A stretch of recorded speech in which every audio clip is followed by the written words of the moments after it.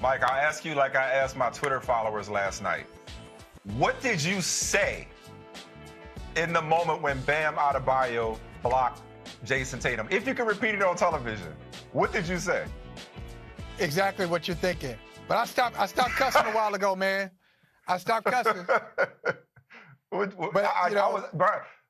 like, give me that! I yelled so loud. I woke up the whole house. Yes. Is that what it was? Yes. It was like, give me that! And I have never blocked a shot like that in my life, at least not that I can recall, Michael. You said, I was so hyped. Yes, I was so hyped, and I don't have a dog in this fight. I wasn't rooting for anything. Me either. But man, it was as exciting as I've been. First of all, I do have a dog in the fight. What? I do have a dog in the fight, but I still was a great block. Yeah. I'm saying, me either. I'm a dog. Yes, I do. But I didn't put money on this either. I didn't bet on this one.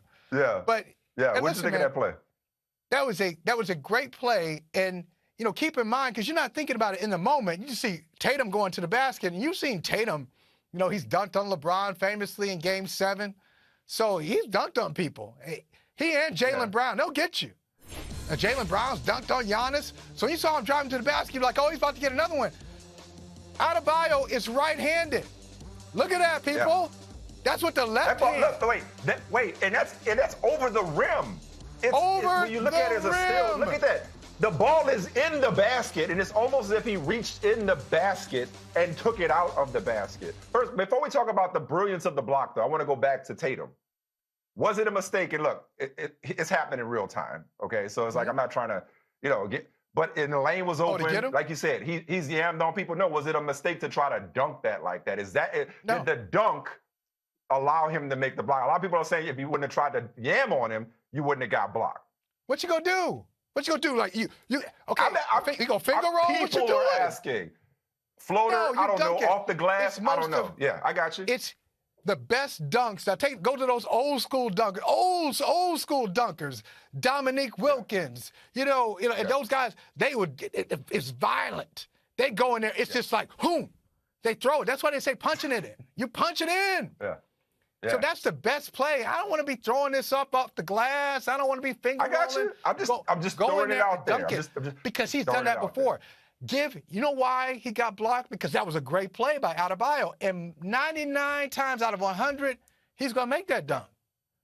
Yeah. But, I got to give props. No, you got to give props. All right, we'll talk about the brilliance of the block, but I got to sneak in a quick sidebar. Mm-hmm. One of the reasons I hate the NBA draft process is how people always talk about, it's a weak draft. Or they talk about how, man, if you're not in the lottery, or if you don't get one of those top picks, you're not getting an impact player or a game-changing player. If that wasn't a game-changing player, I don't know what was. Bam Adebayo, 14th pick of the draft, okay? Yep. Already an all-star, okay? So we just talked about Nikola Jokic, second-round pick. So miss me with the whole, oh, man, guess that's it for the draft. We can't find nobody. The good franchises constantly find players no matter where they're picking in the draft. So props to the Heat for developing Bam Adebayo. Props to him for evolving into the player that he's been. Such a good player that he can now be in the conversation for one of the greatest defensive plays we've seen in postseason history. As a matter of fact, one Irvin Magic Johnson. Yeah, no stranger to hyperbole on Twitter. Tell me about tweeted last night. What'd you say? Bam Adebayo's block. Wait, Magic said this was the person. Magic said that Bam Adebayo's block was the greatest defensive play he's ever seen in the playoffs. Magic in general last night was on fire. Twitter Magic Johnson had his Game 6 of 1980 Twitter performance. Last night was the greatest Twitter night in Magic Johnson's career. Between this and going in on the Clippers, which we'll get to in a second. We'll get back to that in a second. Magic Johnson had a phenomenal night. Was this the greatest defense? I'm just ask you neutrally, open-ended. Oh, that's a yes or no question. Was this the greatest defensive play? No, simple no. Okay, why not? No, it wasn't. Why not? And why not? And what was? Okay, this is Game 1 of the Eastern Conference Finals. Right? Game 1. So this is a block that won the game, that sealed the win. They were already up. He sealed the win. I think we saw, didn't we just see the greatest block in NBA? It wasn't that long ago. Okay, we had color TV, air conditioning way back then, way back what?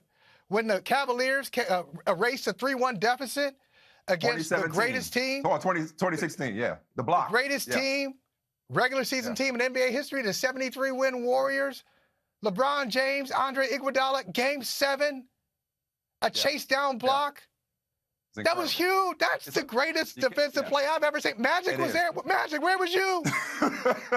No, I'm with you. It's hard to top. Look, that play is so cold until it's called the block, and everybody knows what you're talking about. Like, it's not. We're not talking about another one. Y'all get confused. It's just the block. No, it's last night from a great play, great block last night. But the greatest in NBA history. That's just ridiculous. Well, wait a minute though. This is number 2 for me. And I think we need to distinguish. We need to make a distinction. I agree with you on the block, but not just because of the stakes and the significance. I agree with you on the block because, I mean, LeBron came from God knows how far of a distance to chase down Andre Iguodala, and then he posed with it with outstretched arms after he pinned it on the backboard. I could watch that over and over, man. I could watch that. Number 3 for me is LeBron on Thiago Splitter in 2013. Number 3. Another good one. And here's why I would put this one in that mix. And right now, I'm a prisoner of the moment, but so be it. At number 2, I'm not talking about the stakes. I'm not talking about the situation. I'm not talking about the stage of the postseason. I'm strictly just talking about from a skill and from a play perspective, just the degree of difficulty, if you will. I mean, this is not, with all due respect, Thiago Splitter, this is not a scrub. This is not the Knicks converging on, again, with all due respect, Charles Smith. This is one of the rising stars in the NBA, if not already a star, in Jayson Tatum. He's putting up record-setting numbers. This is a guy who's yammed on a lot of people. He has banged on a bunch of people in the postseason. And for Bam Adebayo to meet him at the rim and send him home, that's one of the Magic goes far. Magic will name 50 players in the MVP conversation in one tweet, but he didn't go too far this time. This was one of the best plays I've ever seen. One of the best plays I've ever seen. No. You said it the right way. You said one of the best plays. Sure, the best play he's ever seen. I don't think so. I think Magic, and all the time, what was Magic in the finals like 9 times with the Lakers? He was in the finals 9 times. Now, he did some damage, and he had some damage done against him. He had some great players he went up against. Remember, Jordan, Pippen, Rodman. With the Pistons, he's seen some great players. Now, come on, I'm sure there's some good plays. But generally speaking, though, Michael, Magic was on fire on Twitter last night, as all of Lakers' Twitter was.